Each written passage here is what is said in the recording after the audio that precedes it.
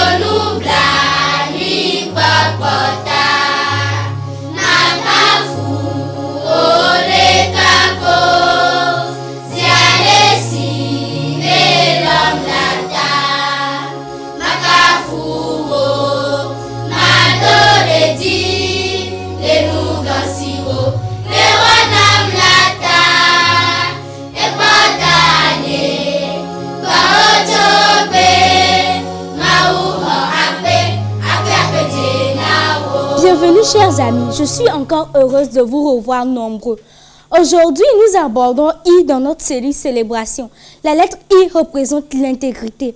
Il y a encore une chose que vous devez savoir pour prendre soin de votre santé. C'est votre attitude face aux situations de la vie.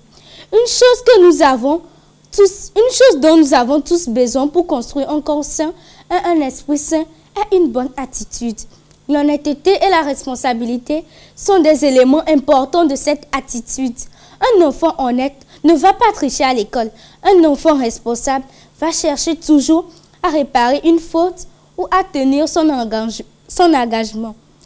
Comment mon attitude m'aide à me sentir mieux?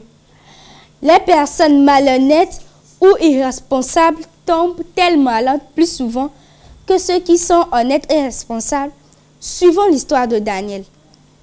C'était pendant les vacances et les enfants ont décidé de construire une maison chez Alex, l'un de leurs amis. La maison de l'arbre de rêve prend forme. Bien sûr, elle ne ressemble pas exactement au plan qu'ils ont tracé, mais les enfants sont en train de faire du mieux qu'ils peuvent avec les matériaux qu'ils peuvent avoir. Daniel a pris une décision ce matin avant d'aller à la maison d'Alex. Il a vu la graffeuse de son père dans le garage et a pensé à combien elle serait utile pour accélérer la construction de la maison dans l'arbre. Il pourrait la prendre et la retourner dans la soirée. Et son père ne saurait jamais rien. Daniel ramassa la graffeuse, mais réalisa qu'il ne profiterait pas de la journée, sachant qu'il avait fait quelque chose de mal. Il sait à quel point son père prend soin de ses outils. Et il réalisa que ce ne serait pas honnête de prendre la graffeuse sans demander. Comme il était sur le point de partir, il vit son papa et demanda à utiliser la graffeuse. « Je suis désolé, mon fils, répondit papa. Je ne peux pas te laisser la prendre aujourd'hui. Je dois tapisser le fauteuil de M. Jones et j'en aurai besoin. Mais je serai heureux de te le laisser utiliser le dimanche. » « C'est très bien, papa. Ne t'inquiète pas. Nous pouvons travailler sans la graffeuse. » Daniel se sent soulagé. Il est très heureux. Il n'a pas prise sans demander. Il sait qu'une mauvaise décision, un acte malhonnête, aurait ruiné toute sa journée. Parfois, nous tombons malades simplement parce que nous vivons dans un monde contaminé où les maladies attrapent même des innocents. Mais nous tombons souvent malades parce que nous avons fait de mauvais choix, du manger, du boire, du repos ou de jeu. Nos attitudes envers la vie peuvent faire la différence entre la santé et la maladie. Les petits choix que nous faisons chaque jour construisent notre avenir d'une manière très réelle. Veux-tu dire la vérité? Je pense que tu vas dire oui. Vas-tu faire ton mieux? Vas-tu choisir de ne pas manger entre les repas? Veux-tu aider à garder notre planète propre? Vas-tu faire confiance à notre Dieu? À bien des égards, ton avenir est à toi.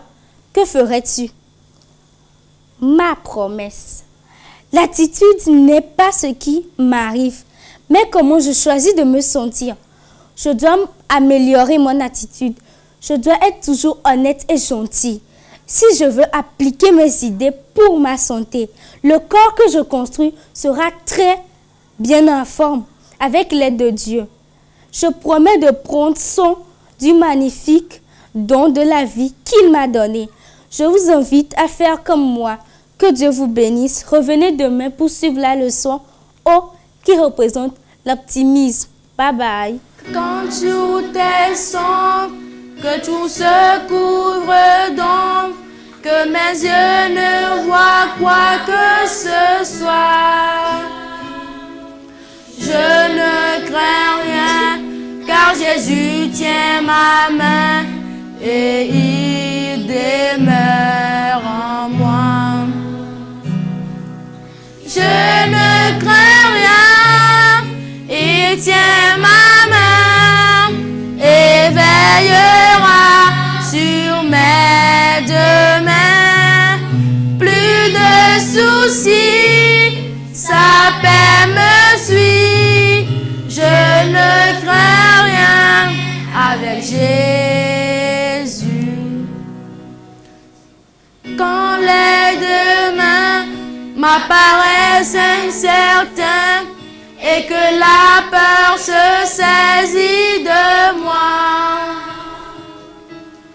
en mon ami, je trouve un surappui, puisqu'il marche avec moi. Je ne crains rien, il tient ma main et veillera sur mes deux mains. Plus de soucis, sa paix me suit. Je ne crains rien avec Jésus.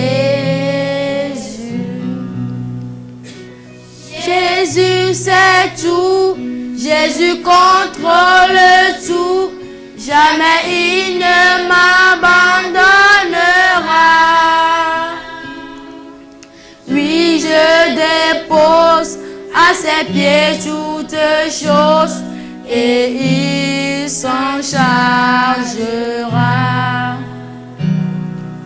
Je ne crains rien, il tient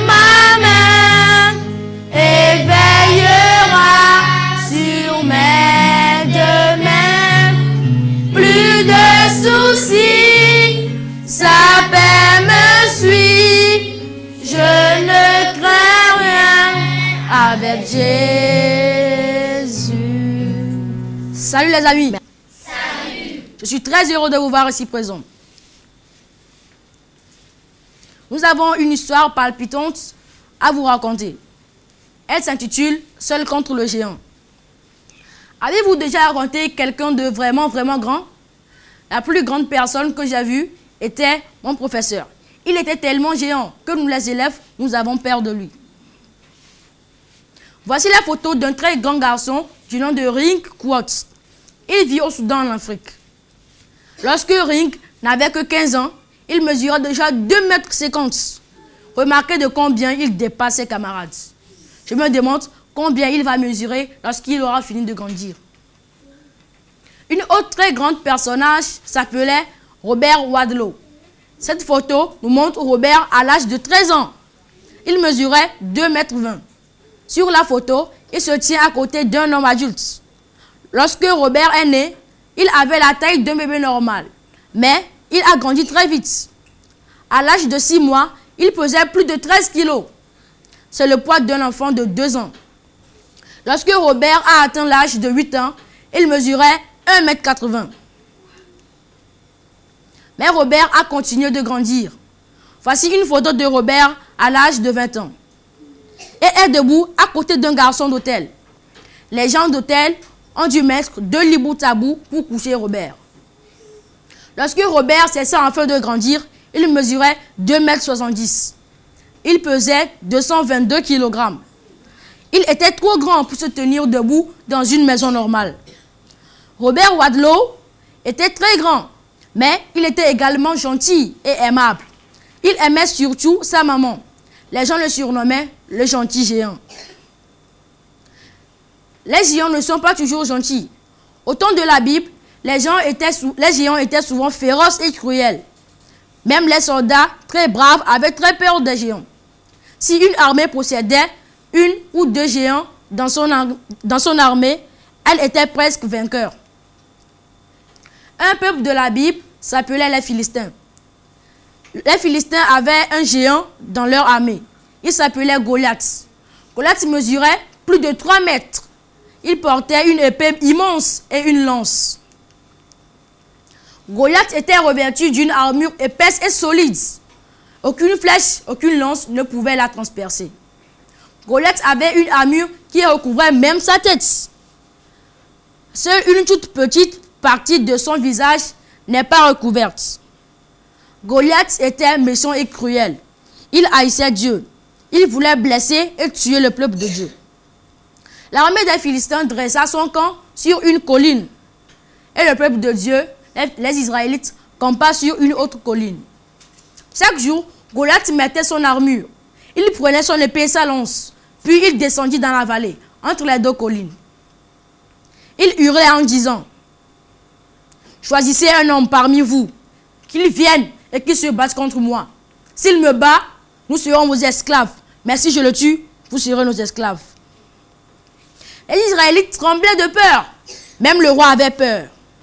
Le peuple se disait que personne ne pouvait battre Goliath. Il était trop grand et trop fort. Le peuple de Dieu oubliait que Dieu était leur seul soutien dans la détresse. Pendant 40 jours, Goliath cria chaque jour dans la vallée. Et pendant 40 jours, le peuple de Dieu trembla de peur. L'un du camp de bataille, un jeune garçon nommé David s'occupait des moutons de son père. David était très brave. Un jour, lorsque nous tenta de s'attaquer à un mouton, David mit une pierre dans sa lance et il tua l'ours. Une autre fois, quand un lion tenta de voler un brebis, David tua le lion. David était courageux parce qu'il savait que Dieu était avec lui. Je se souvenais que David était son fils. Et David se souvenait aussi que Dieu est son refuge dans la détresse. David n'est qu'un petit garçon. Mais Dieu l'avait choisi pour être roi un jour. Bien sûr, il n'était pas encore roi. Il n'était qu'un berger. 3 frères de David étaient des soldats dans l'armée israélite. Les frères de David lui manquaient beaucoup. Il se demandait combien ils allaient. Peut-être étaient-ils affamés.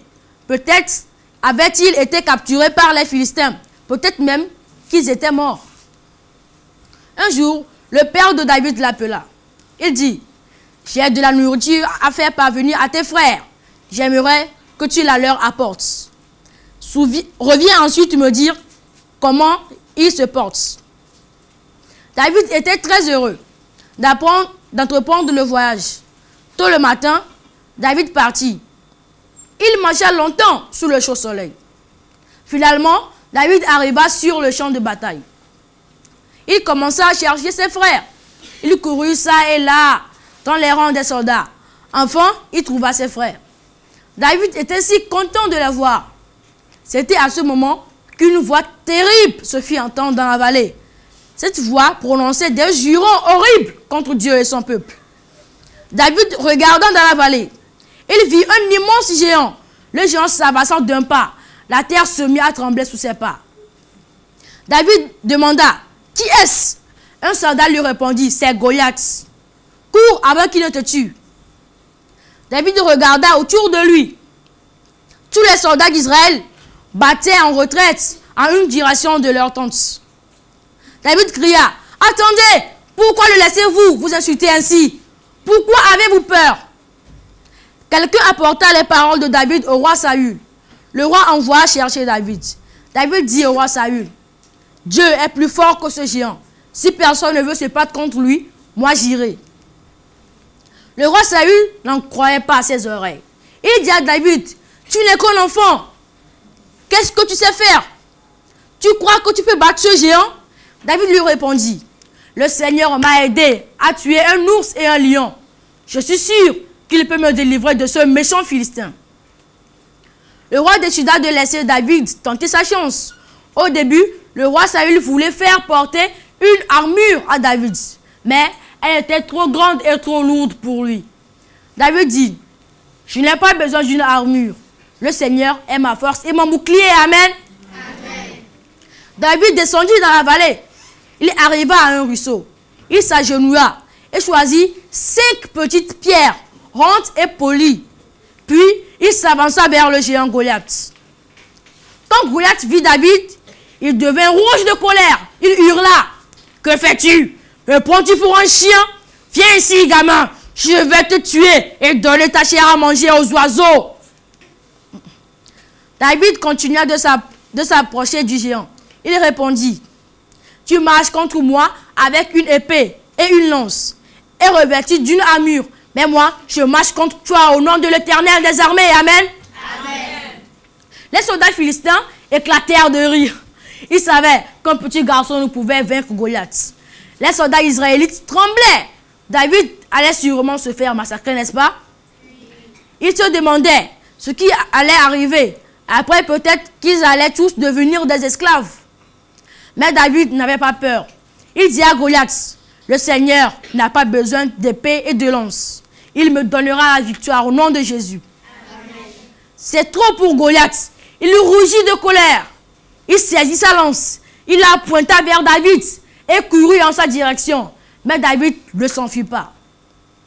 Au lieu de fuir, David mit rapidement une pierre dans sa fronte. Il la tournoya. Et au bon moment, David lâcha la pierre en direction du géant. Mais ce n'est qu'une petite pierre. Boum! Dieu dirigea la pierre tandis qu'elle sifflait dans les airs. Tchac! La pierre frappa Goliath en plein milieu du front, juste là où il n'y avait pas d'armure. Goliath gémit. Il laissa tomber sa lance. Il chancela et il tomba sur le sol. Les soldats israélites n'avaient plus peur maintenant. Leur terrible ennemi était mort. Maintenant, ils se sentaient pleins de courage. Les soldats philistins ne riaient plus. Goliath mort, c'est eux qui avaient peur. Ils ne tentèrent même plus de se battre. Ils s'enfuirent. Les Israélites les poursuivirent tout le long du chemin jusqu'à leur pays. David vainquit le géant, n'est-ce pas? Oui. Oui. Pourquoi? C'est parce qu'il avait confiance à Dieu. David fit sa petite part et Dieu fit la grande part. Ensemble, ils furent bien plus forts que Goliath. Ils furent plus forts que le plus grand des géants. Dieu donna la victoire à David sur Goliath. Et il veut nous donner la victoire sur nos géants d'aujourd'hui. Nous pouvons tous, nous avons tous des géants dans notre vie. Ils nous dérangent. Je ne parle pas des géants humains comme Goliath. Je parle des choses qui nous font peur, qui nous préoccupent ou nous rendent malheureux. Satan aime nous importuner avec ses géants. Le plus grand des géants, c'est le péché. Satan prétend que nous ne pouvons obéir à Dieu. Mais c'est un mensonge. La Bible a dit, la Bible a dit la vérité et elle dit, grâce soit rendue à Dieu qui nous donne la victoire par notre Seigneur Jésus-Christ. N'est-ce pas une bonne nouvelle? Oui. Relisons-la tous ensemble. Grâce soit rendue à Dieu qui nous donne la victoire par notre Seigneur Jésus-Christ. Grâce soit rendue à Dieu. Personne d'autre n'est suffisamment grand ou fort pour nous donner la victoire sur le péché et sur Satan. Répétons tous ensemble. Grâce soit rendue à Dieu. Nous avons bien des géants dans notre vie. 1 Corinthiens 15, verset 57, nous parle de l'un des meilleurs cadeaux de Dieu. Ce cadeau commence par la lettre V. Qu'est-ce que c'est? Levez tout simplement la main. Oui, Dieu nous donne la victoire. Il nous aide à vaincre Satan et le péché. Voilà pourquoi 1 Corinthiens 15, verset 57 nous dit, grâce soit rendue à Dieu qui nous donne la victoire par notre Seigneur Jésus-Christ. Complétez les mots qui manquent. Grâce soit rendue à Dieu qui nous donne la victoire par notre Seigneur Jésus-Christ. Corinthiens 15, verset 57. Complétez tandis que je lis. Et quand je m'arrête, vous complétez. On y va? 1, 2, 3. Grâce soit rendue à Dieu qui nous donne la victoire par notre Seigneur Jésus. 1 Corinthiens 15, verset 57. Maintenant, répétez le verset entier avec moi. Grâce soit rendue à Dieu qui nous donne la victoire par notre Seigneur Jésus-Christ. 1 Corinthiens 15, verset 57. Merci. Dieu nous donne la victoire par qui? Dites la réponse avec moi. Par notre Seigneur Jésus-Christ. Merci. Oui, par notre Seigneur Jésus-Christ. Répétez le verset avec moi encore une fois. Grâce soit rendue à Dieu qui nous donne la victoire par notre Seigneur Jésus-Christ. 1 Corinthiens 15, verset 57. Je vais répéter le verset encore une fois. Je vais m'arrêter plusieurs fois. Et à chaque fois que je m'arrête, vous allez dire le mot suivant. On y va? Grâce soit rendue à Dieu qui nous donne la victoire par notre Seigneur Jésus-Christ. 1 Corinthiens 15, verset 57. Merci, très bien.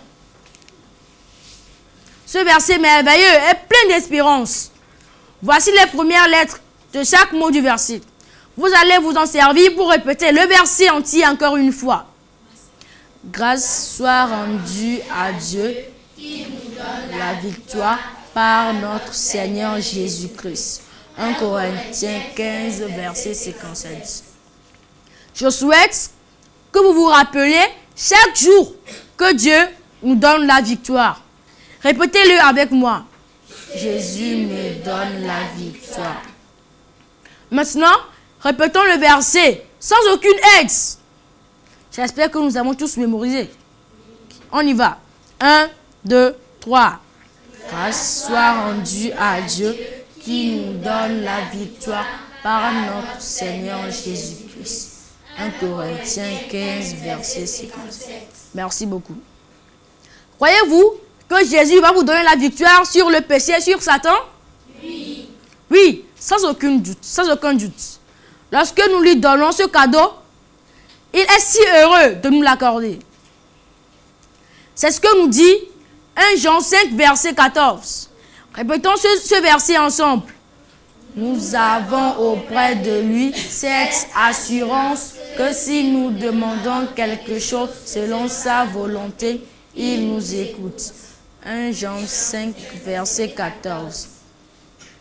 nous pouvons lui demander la victoire à n'importe quel moment du jour ou de la nuit. Il nous écoute toujours. Levons-nous et chantons ce chant qui parle de la prière.